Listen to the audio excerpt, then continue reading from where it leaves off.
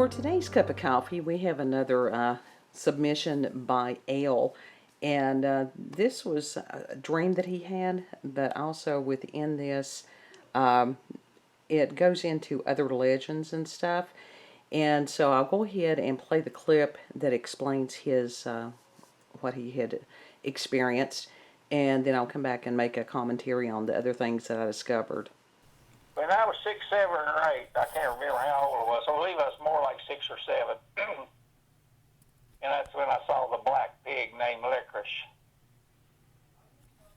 Actually, I didn't see it. It was a dream. It was a vivid dream. And I never dreamed in color. This whole dream was in color. And there used to be a cistern out back of that house we lived in, a big concrete slab. And I was standing on one side of the concrete slab, and my oldest brother, Charles, was there. Of course, he was young then. But this big pig walked across from a building. There was a outbuilding back there, just a building where you could put things in and Right. stuff. I don't know what kind of building it really was. It was more like almost like a small barn shed with a loft. Right. It walked and I don't know where it came out of there, but it's coming from that direction. When I first saw the pig, and he turned around, he was walking, and he turned around and grinned at me. And he was a big old pig, a big, solid black pig, except when he opened that mouth and it was red. And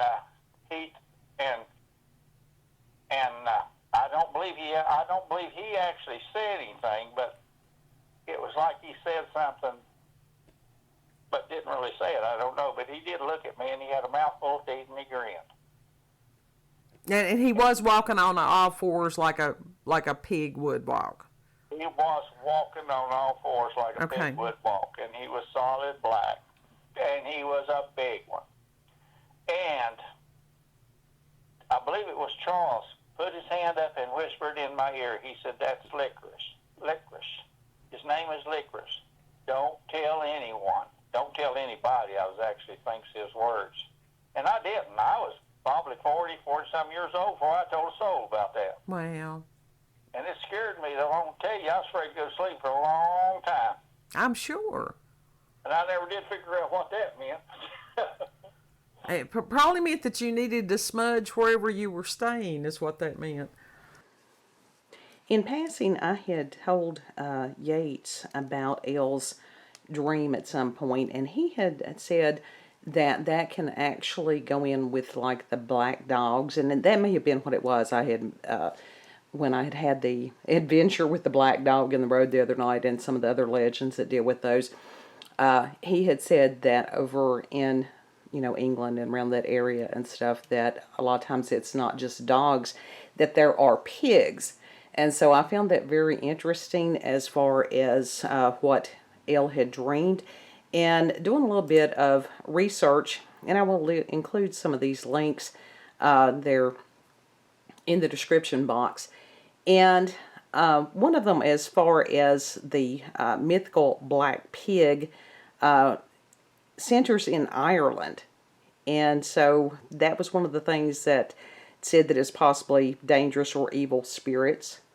What Elle experienced definitely was not something of the light. And one of the other articles I found was by Dave Donnelly. And this tells about the evil black pig of, is it Monaghan? I hope I've pronounced that correctly, guys. I may not have. And that this black pig, which was some kind of demonic entity, had absolutely terrorized the area, and that St. Patrick had, vanquished the pig. And one of the interesting things there was it's something called the Devil's Track, and that farmer at some point had found in a field the imprint of a human foot and a cloven hoof. And so the locals believed that the hoof was the markings of the devil, and that the foot imprint belonged to that of St. Patrick. And they said it's still talked about to this day. Well, rightfully so, because that would be kind of something of notoriety, wouldn't it? Then I also found another article, and this had as far as New England folklore, and more about devil hogs. Now, I don't know about any of you all that probably have not ever raised hogs. That was something when I was little that we did in this area. Hogs are extremely vicious creatures. And I know that down in Texas now they have these wild boars that they will come in and they will kill anything and everything that's in their path, including people, children, pets, whatever. And so the farmers in Texas, they have to shoot them because they have no choice. But even as far as what is considered a domestic pig, that is something that is a very dangerous thing. I'm hoping we're not going to see he who in a little flaming fur ball of death. That would be bad. But pigs are, again, they're vicious.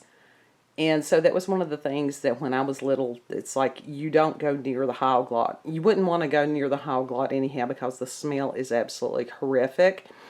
But these things, they have been known to eat people. So that's not a cool thing at all. So we've got devil dogs and devil hogs and God knows what else. Elle, thank you so much for your contribution. Still working on there were so many stories in there. So just little by little, I can use these to share with you all. Remember, we've got that interesting full moon. Yeah. So it's not a full moon; it's a new moon. So it's a dark moon, dark forces, and could use some prayers on this side if you would, please. And you all have a beautiful, blessed day.